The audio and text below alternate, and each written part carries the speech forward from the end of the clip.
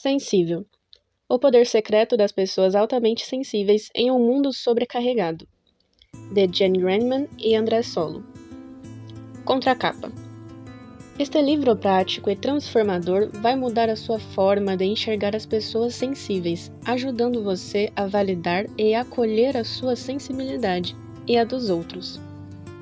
Todo mundo é um pouco sensível, mas existem pessoas altamente sensíveis capazes de perceber detalhes sutis que ninguém mais vê e fazer conexões que os outros nem cogitam. Apesar de sua inteligência, generosidade, intuição e criatividade, essas pessoas às vezes são estigmatizadas pela sociedade, que lhes diz para esconder exatamente aquilo que as torna tão especiais, sua sensibilidade. Este livro traz as ferramentas e os insights essenciais para aprendermos a acessar o potencial contido nesse recurso tão subestimado e a tirar proveito dele nas áreas mais importantes da vida, nas amizades e nos relacionamentos, no ambiente do trabalho, na liderança e na criação dos filhos. Combinando conselhos práticos e histórias reveladoras e as últimas descobertas científicas, Sensível mostra que o caminho para uma vida boa é acolher e celebrar a sensibilidade, característica que, quando usada a seu favor, é um superpoder capaz de tornar você mais realizado e feliz.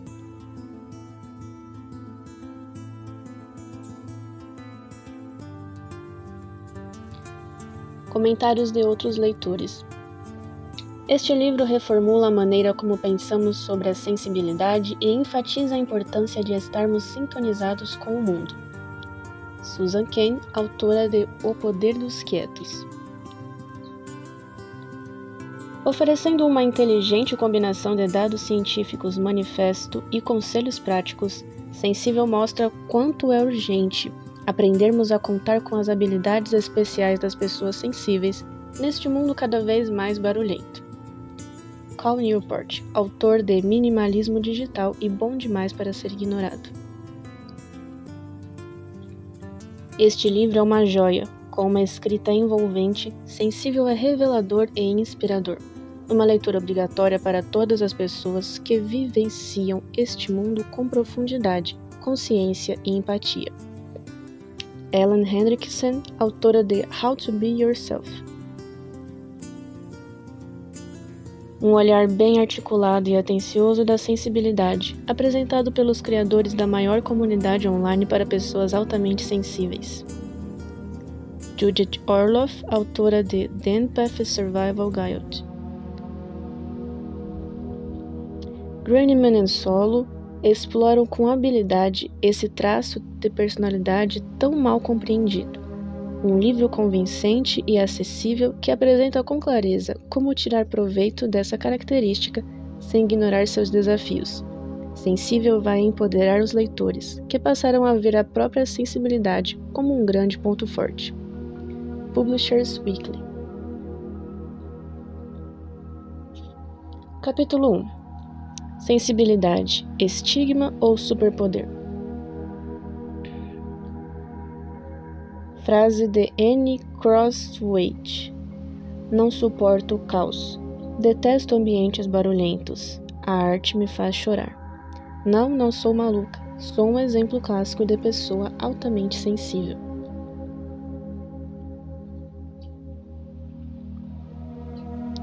O ano era 1903. Picasso dançava no Moulin Rouge, luzes elétricas iluminavam casas noturnas a noite toda, e as cidades da Europa entravam com estardalhaço em uma nova era.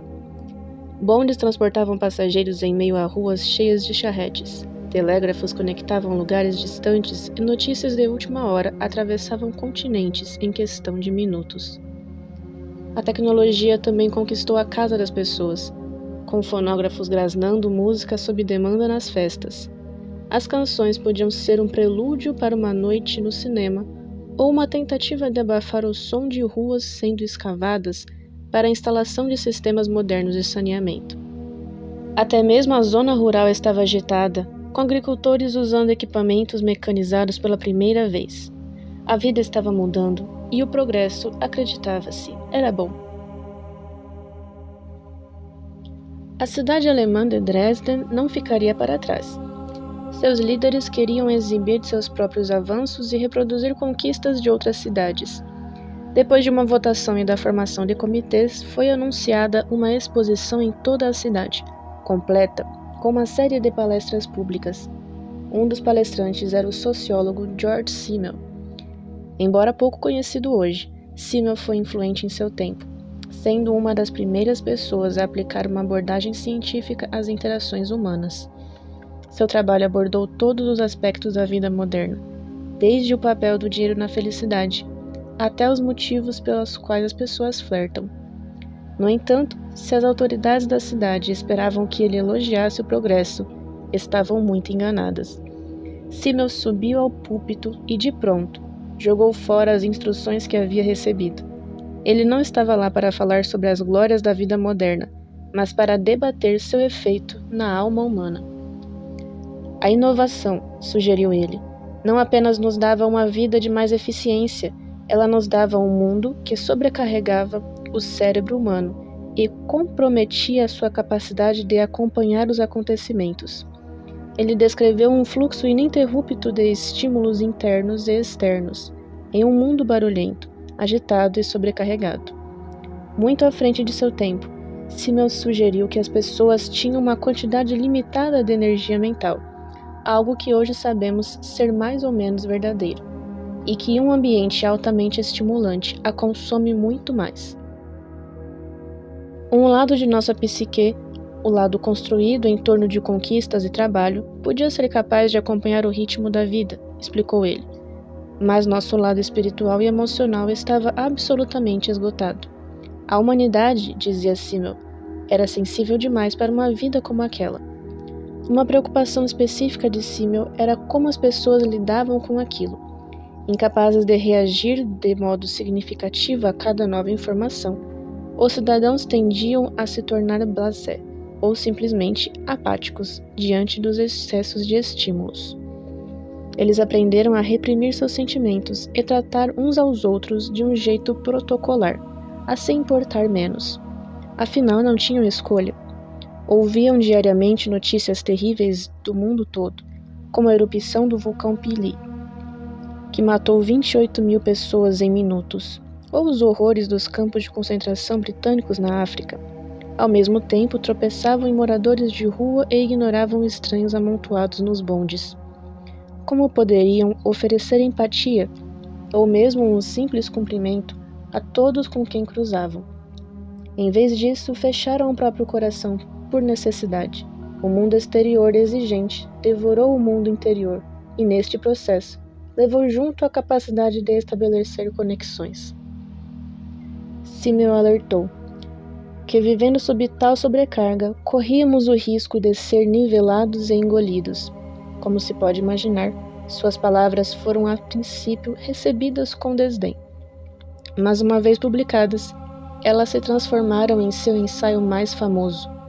O texto se espalhou rapidamente, porque traduzia em palavras algo que muitas pessoas sentiam em silêncio: que o mundo havia se tornado muito agitado, muito barulhento, muito tudo. Isso foi há mais de 120 anos, quando grande parte da vida ainda se movia na velocidade do cavalo e das charretes. Foi antes da invenção da internet, do smartphone e das redes sociais.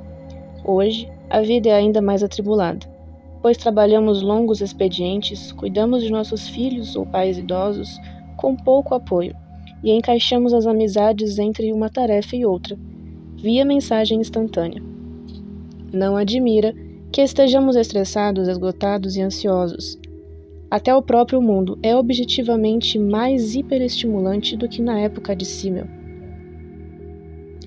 De acordo com algumas estimativas, hoje estamos expostos a mais informações em um dia do que uma pessoa que viveu no Renascimento encontrava em toda a sua vida. Em 2020, produzimos cerca de 2 trilhões de bits de dados por dia.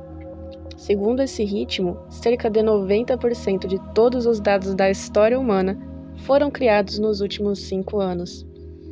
Cada fragmento desses dados, em tese, é direcionado ao cérebro de alguém. O animal humano não é projetado para esse input ilimitado de dados. Pelo contrário, nosso cérebro é um instrumento sensível. Os pesquisadores que o estudam concordam que, assim como Simmel alertou, ele só pode processar um determinado volume de informação. Ultrapassado esse limite, todo mundo, não importa a personalidade ou quanto seja resistente, acaba atingindo um ponto de sobrecarga. As reações começam a se tornar mais lentas, a tomada da decisão fica comprometida, surge uma sensação de raiva ou exaustão, e se a pressão continua, vem o esgotamento. Esta é a realidade de uma espécie inteligente e emotiva, como um motor sobrecarregado. Chega uma hora em que o nosso grande cérebro precisa de um tempo para esfriar. A humanidade é mesmo como Simmel sabia, uma criatura sensível. O que ele não sabia é que nem todos são sensíveis no mesmo grau. Na prática, existe um grupo de pessoas programado para ser mais física e emocionalmente responsivo do que outros. Essas pessoas, as pessoas sensíveis, experimentam este mundo excessivo de uma forma mais profunda. O estigma de ser sensível. Embora esteja lendo este livro, pode ser que você não queira ser chamado de sensível, muito menos de altamente sensível. Para muitas pessoas, sensível é um palavrão. Parece um ponto fraco, uma confissão de culpa ou, pior, uma ofensa. No dia a dia, sensível pode significar muitas coisas, e a maioria delas se baseia em vergonha. Quando chamamos alguém de sensível, o que de fato queremos dizer é que essa pessoa não aceita brincadeiras, se ofende com facilidade, chora demais, se magoa com frequência ou não consegue lidar com avaliações ou críticas. Quando nos referimos a nós mesmos como sensíveis, o que muitas vezes queremos dizer é que temos o hábito de reagir de forma exagerada. A sensibilidade está associada à delicadeza e à feminilidade. De modo geral, os homens costumam não querer ser vistos como sensíveis. Um assunto sensível é aquele que pode ofender, magoar, irritar ou deixar os interlocutores constrangidos. Da mesma forma, a palavra sensível costuma estar associada a um intensificador. Não seja sensível demais. Por que você é tão sensível? À luz dessas definições, faz sentido alguém se irritar ao ser chamado de sensível. Por exemplo, durante a escrita deste livro, amigos e parentes curiosos nos perguntaram sobre o que ele tratava. Pessoas altamente sensíveis, respondíamos. Alguns ficavam empolgados porque sabiam o que o termo significava. Eu sou assim, nos diziam com entusiasmo. Você está me descrevendo. Mas na grande maioria das vezes, as pessoas tinham uma ideia errada do que estávamos falando. E esses equívocos em relação à sensibilidade ficavam explícitos. Algumas acharam que estávamos escrevendo um livro sobre como nossa sociedade se tornou politicamente correta demais. Outras, que estávamos dando conselhos sobre como deixar de se ofender com tanta facilidade. A expressão floco de neve, termo usado de forma pejorativa para se referir a jovens nascidos após o ano 2000, considerados únicos e frágeis, foi mencionada mais de uma vez. Em outra ocasião, pedimos a uma amiga escritora que lesse uma primeira versão do manuscrito e nos desse um feedback. Ao ler, ela percebeu que ela mesma era uma pessoa sensível e que o homem com quem ela estava namorando também se encaixava nessa categoria. Para ela, essa revelação foi extremamente positiva. No entanto, quando ela tocou no assunto com o namorado, ele ficou na defensiva. Se alguém me chamasse de sensível, retrucou ele, eu ficaria bem ofendido. A sensibilidade, portanto, como uma dimensão da personalidade humana, ganhou má reputação. Passou a ser erroneamente associada à fraqueza e vista como um defeito que precisa ser corrigido. Basta digitar a palavra sensível no Google para entender o que queremos dizer. Em dezembro de 2021, as 3 principais pesquisas relacionadas eram desconfiado, constrangido e inferior. Digite a frase "sou sensível demais". Você vai encontrar textos com títulos como "Sou sensível demais, como posso ser mais durão?" e "Como deixar de ser sensível demais?". Devido aos equívocos em relação à sensibilidade, até mesmo as pessoas sensíveis internalizaram um sentimento de vergonha sobre quem são. Durante anos, administramos uma comunidade online para pessoas sensíveis chamada Sensitive Refuge. Embora haja uma conscientização cada vez maior sobre o tema, os leitores ainda nos perguntam com frequência: como faço para deixar de ser tão sensível? A resposta é, claro, não é deixar de ser sensível, porque na prática, essas definições baseadas na vergonha não dizem o que realmente significa ser sensível. Não só artistas e gênios. A sensibilidade, portanto, é uma parte normal da vida. Todos os seres humanos e até mesmo os animais são sensíveis em alguma medida ao ambiente em que vivem. Todos nós temos momentos em que choramos, ficamos magoados e nos sentimos sobrecarregados por acontecimentos estressantes. E todos temos momentos em que refletimos profundamente, nos maravilhamos diante da beleza e nos debruçamos sobre um assunto que nos fascina. Mas alguns indivíduos são profundamente mais responsivos ao ambiente e às experiências do que os outros. Essas são as pessoas altamente sensíveis.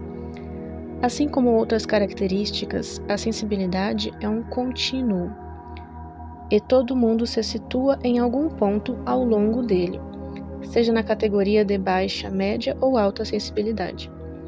As três são consideradas normais e saudáveis, e as pessoas sensíveis não estão sozinhas. Pesquisas recentes sugerem que indivíduos altamente sensíveis representam aproximadamente 30% da população. Outros 30% são os pouco sensíveis, enquanto os 40% restantes ficam em algum lugar entre os dois extremos. Ser sensível, em outras palavras, não é uma coisa rara, reservada apenas a artistas e gênios. Esse traço ocorre em cerca de 1 em cada 3 pessoas em todos os locais de trabalho, cidades e escolas.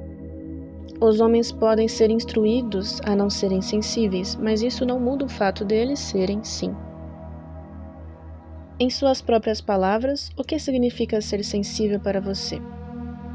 Sally respondeu: sou sensível e passei a maior parte da vida acreditando que isso era um defeito, porque ninguém que eu conhecia era como eu. Hoje vejo minha sensibilidade como uma bênção. Tenho uma vida interior muito rica e criativa. Nunca me senti entediada. Tenho pena de alguns amigos que vivem na superfície, sem nunca experimentar a profunda sintonia interior com a natureza, as artes e o universo em todo o seu magnífico esplendor. Eles não fazem grandes perguntas sobre a vida e a morte, falam só sobre o que viram na TV, ou sobre onde vão passear no domingo. Todd respondeu: para algumas pessoas a palavra sensível tem uma conotação de fragilidade ou fraqueza, mas pode ser uma enorme vantagem estar emocionalmente conectado com o que os outros sentem e com o que nós mesmos sentimos. Para mim, ser sensível é uma forma de ser respeitoso e gentil consigo mesmo e com os outros. É uma consciência especial e importante que nem todo mundo tem. René respondeu: eu via a palavra sensível como algo negativo, porque meu pai me dizia: você é sensível demais. Hoje vejo essa palavra sob uma luz diferente. Eu me sinto feliz por ser sensível e agora sei que é uma coisa positiva neste mundo, às vezes tão frio. Não abriria a mão da minha sensibilidade mesmo que pudesse. Amo ser capaz de apreciar profundamente tudo o que está ao meu redor. Dave respondeu: sendo homem, por causa da masculinidade tóxica, ser rotulado como sensível era o mesmo que ser rotulado como afeminado, temperamental ou frágil. Na prática, eu não era nenhuma dessas coisas. Eu estava hiperconsciente de mim mesmo e dos meus sentimentos, e sabia que esses outros rótulos não eram verdadeiros, mas não fazia ideia do que eram, até me deparar com alguns livros sobre pessoas altamente sensíveis. Jane respondeu: eu costumava pensar na sensibilidade como uma fraqueza, porque minha família e meu ex-marido me diziam o tempo todo que eu precisava crescer e desenvolver uma proteção, ou que eu estava exagerando. Eu era constantemente criticada por isso.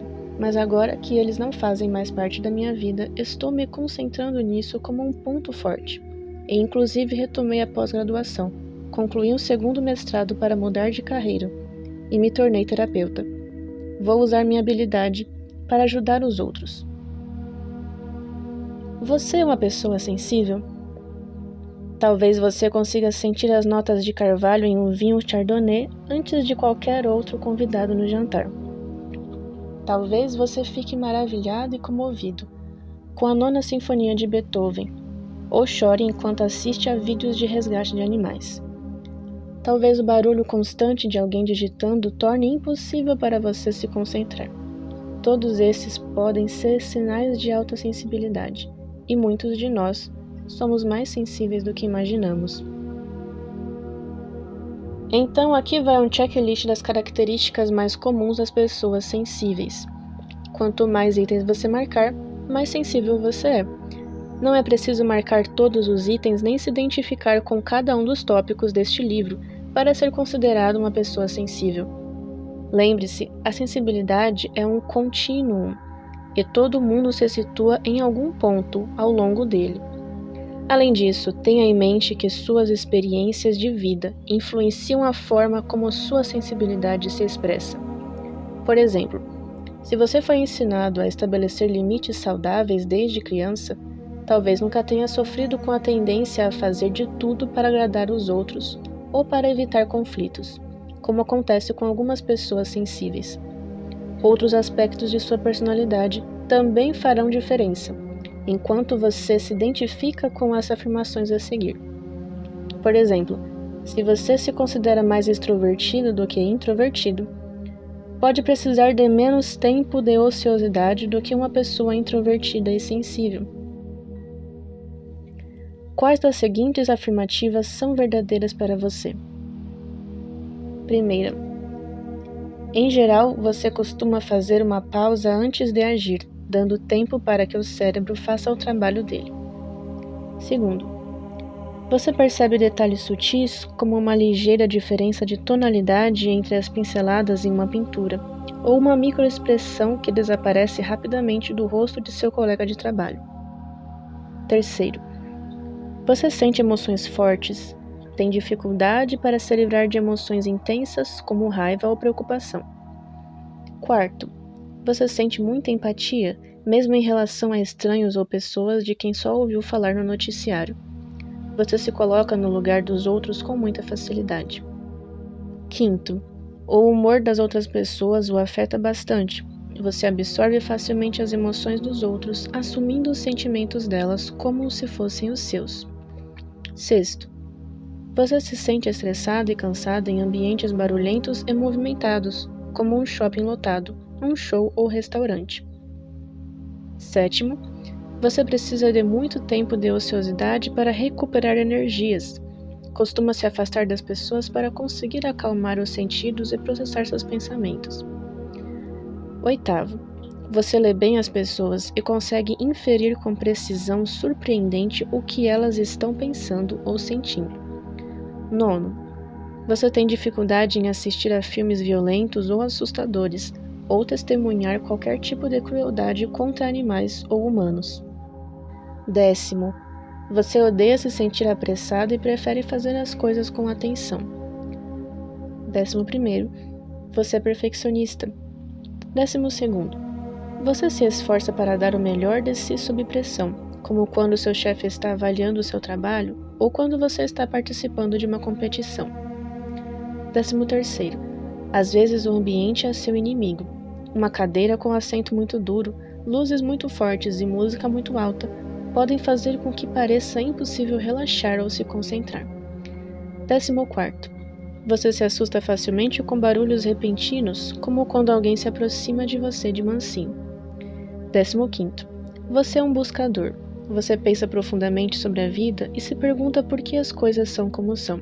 Talvez tenha sempre indagado porque os outros não são tão cativados pelos mistérios da natureza humana e do universo quanto você. 16º, suas roupas importam de verdade. Tecidos ásperos ou roupas apertadas, como calças com o cós muito justo, podem estragar o seu dia. 17º, Você parece ter menos tolerância à dor do que outras pessoas. 18º. Seu mundo interior é vivo e presente. Você já foi descrito como imaginativo e criativo. 19º. Você tem sonhos e pesadelos vívidos. 20º. Você parece ter mais dificuldade em se ajustar às mudanças do que outras pessoas. 21º. Você já foi chamado de tímido, fresco, intenso, dramático, sensível ou exigente demais. 22º. Você também já foi chamado de cuidadoso, atencioso, sábio, perspicaz, apaixonado ou observador.